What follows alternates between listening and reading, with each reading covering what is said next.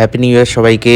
31 December চলে গেছিলাম ভূতের রাজা দিলবর, যেটা আমাদের বাড়ির সামনেই নিউ টাউনে আকাঙ্ক্ষা মোড়ের সামনে অবস্থিত। ভূতের রাজা দিলবরে ঢুকতেই প্রথমেই আমরা দুজন ভূতের রাজাকে দেখে নিলাম, আর তার সাথে সাথে অসাধারণ এন্ট্রেন্স এবং খুব সুন্দর অ্যাম্বিয়েন্স। যেমনি অ্যাম্বিয়েন্স সুন্দর, তার সাথে সাথে খাবার দাওয়ারও ভূতের রাজা দিলবর এখন 1 নম্বর বাঙালি রেস্টুরেন্ট কলকাতার বুকে। প্রথমেই আমরা মেনু কার্ডটার ওপর চোখ বুলিয়ে নিলাম। প্রচুর রকমের খাবার, প্রায় 100-র বেশি রকমের খাবার ছিল।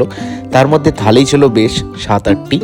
তার মধ্যে আমরা যেটা বেছে নিলাম সেটা হলো হীরক রাজার থালি, যেটার দাম ছিল 1399 টাকা প্লাস জিএসটি।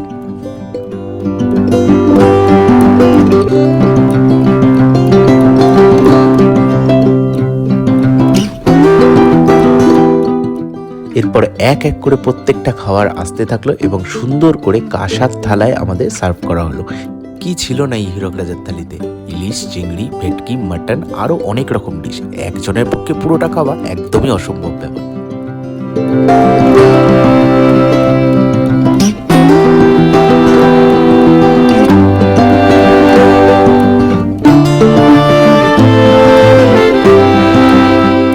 বাঙালির ইলিশ চিংড়ির পাশেও একটা খুব লোভনীয় ডিশ হলো লুচি আর আলুর দম। সেটা দিয়েই প্রথমে শুরু করলাম। লুচিটাও বেশ সফট ছিল, আর সাথে এই কাশ্মীরি আলুর দম একদম পারফেক্ট বয়েল হওয়া আলু, জাস্ট অসাধারণ লাগছিল।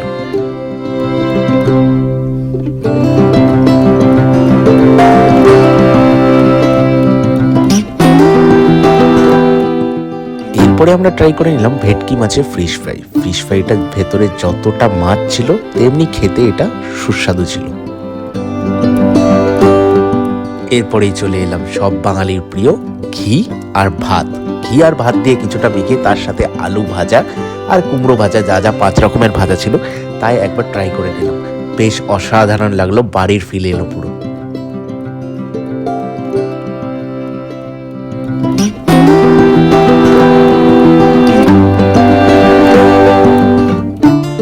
এরপরে থালিতে ছিল আমাদের মাছের মাথা দিয়ে ডাল। ডালটাও বেশ ঘন ডাল ছিল, আর মাছের মাথাগুলো ছোট ছোট পিস করা ছিল, কিন্তু মাছের পরিমাণ অনেকটা পরিমাণ বেশি ছিল।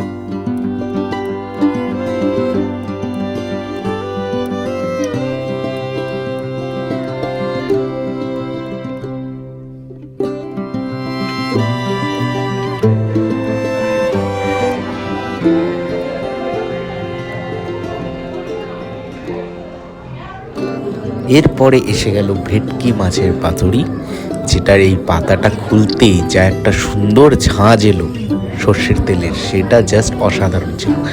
আমি প্রায় পুরোটাই খেয়ে নিয়েছি, কাউকে আর এটা শেয়ার করিনি, এতই ভালো ছিল এটা।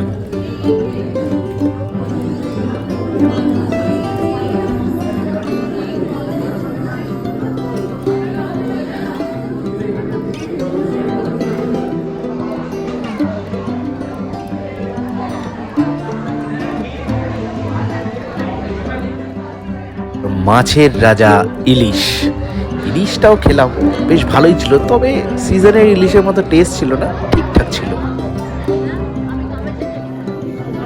এরপর চলে এলাম মাটনে অলরেডি 2 পিস হাঁটিয়ে নিয়েছে আমার বন্ধু, আর আমার ভাগ্যে পড়েছিল 2 পিস ছোট ছোট পিস, যেটা মোটামুটি 50 গ্রাম করে পিস হবে, বেশ বড় বড় পিস নয়। কিন্তু মাটনটা খেতে অসাধারণ ছিল, জাস্ট মাটনটা তুল করছিল, এত নরম ছিল। আর তোমরা দেখো মাটনটা কতটা সফট, আর ভেতরটায় প্রপার মশলা ঢুকেছে, এতটাই সফট যে টাচ করতেই জাস্ট ভেঙে গেল। জাস্ট অসাধারণ লাগলো, এটা আমার সেরা লেগেছিল। তোমরা দেখে ভাবছো বাঙালি বাবুর মতো রসিয়ে রসিয়ে খাচ্ছি। হ্যাঁ, ডিশগুলোই এমন ছিল, সবাই এখানে বাঙালি বাবুই হয়ে যাবে। প্রত্যেক থালির শেষ পাতে যা থাকে, মিষ্টি, চাটনি, পাঁপড়, দই, যেগুলো খেতে ঠিকঠাক ছিল, সেগুলো আর বিশেষ করে কিছু রিভিউ দিলাম না। ভিডিওটা এত দূরই থাকলেও যদি ভিডিওটা দেখে তোমাদের ভালো লেগে থাকে তাহলে লাইক, শেয়ার আর সাবস্ক্রাইব করে দিও।